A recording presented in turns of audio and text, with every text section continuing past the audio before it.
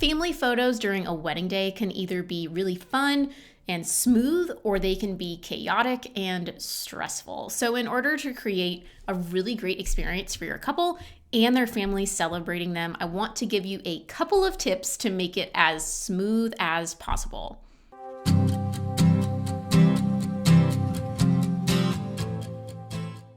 Before we get into today's video, if you are struggling to get clients, I have a really great freebie for you in the description below on 10 free marketing methods that you can use without even using social media. This is a great way to not depend on Instagram Reels and really build up your network. The first thing you need to do in order to create great family formals is to prepare well. And what I mean by that is before the wedding day even begins, maybe a month or two or even 3 months out, then send them a wedding day questionnaire. And part of that wedding day questionnaire should include asking them what family formals are important to them. I actually give them a checklist that enables them to see what that could look like, and it's a little bit less work on their part. So they can just check those boxes, and at the end, I ask them if there are any other people they would like to include in those as well. When I go to make that list in the back end, I go from small to big and then big to small. So what I mean by that is for one side of the family, we'll start with a few small things like just parents, just siblings, and then as we are creating that large group of parents, siblings, and grandparents, since they're already there, we can actually ask all that side to stay. We can bring the other side of the family into it, and we can get one huge group picture, and then that first side can be released to cocktail hour. So then when we go to the second side of the family, we can do that big shot, and then maybe grandparents, and then grandparents are released to cocktail hour, and then parents and siblings, and then just siblings or just parents. And slowly we're just releasing people to cocktail hour if that's when we decide to do family formals. And it just allows us to flow through that list really, really well. So one important thing is to always ask for the names of each family member. This is a really wonderful hack when you have no idea who the grandma of the bride is versus the grandma of the groom. So it's great to just have those names, and then the second shooter who is helping for the day can call those names out and really help things run super smoothly.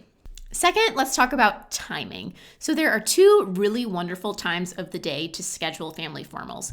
First, if the couple decided they do want to see each other prior to the ceremony and want to do a first look, I normally do family formals at the end of the portrait block that we're doing. So maybe about an hour before the ceremony. So that is a great time of day to do all of those family formals. They're not rushed. And the huge benefit is that the couple can actually attend their cocktail hour after the ceremony, and the family can actually attend the cocktail hour, and it just allows them to feel a bit more prepared. The con is that sometimes people have not arrived to the venue early. Sometimes we're missing one family member and we're waiting for them. And so the alternative is to plan on taking family formals at the very, very end of the ceremony. It's a great situation where everyone is already in the same room, and the officiant can say something along the lines of, if you are a family member or immediate family member, please stay after the ceremony for photos. That way we are not losing anyone. They are already there, and it helps things go a lot more smoothly. Doing family formals at the end of the ceremony is actually really great for grandparents. Sometimes they aren't super mobile, and sometimes it's just the best to do all of those shots when everyone is in the same room. We don't have to be shuffling around, and we can go through them really quickly. Lastly, let's talk about a few rules of thumb for easy posing. Firstly, I always ask spouses to stand next to each other. Sometimes they just don't know where to stand, and I'll just say, okay, if you have a spouse, stand next to your spouse. Secondly, I say, guys, please put your hands in your pant pockets. Sometimes they just don't know where to put their hands, and so having them go into pant pockets is great. And then for ladies, if they have a corsage, it's great for them to either put their hand on someone's forearm. Alternatively, they can put their hand on their thigh and just do a soft bend of the elbow, and it looks a little bit more elegant than just hands floating. I hope these tips are helpful for your next wedding so that your family formals can go super, super smoothly. I do have a download below, so you can download my exact list of family shots that go from small to big and then big to small. Just remember, if you prepare well, if you schedule them at a really, really great time of the day, and you know the poses like the back of your hand, they will really enjoy their experience, and they will be so excited to frame those family formals. Be sure to subscribe to our channel for more wedding photography tips just like this so you can rock your next wedding.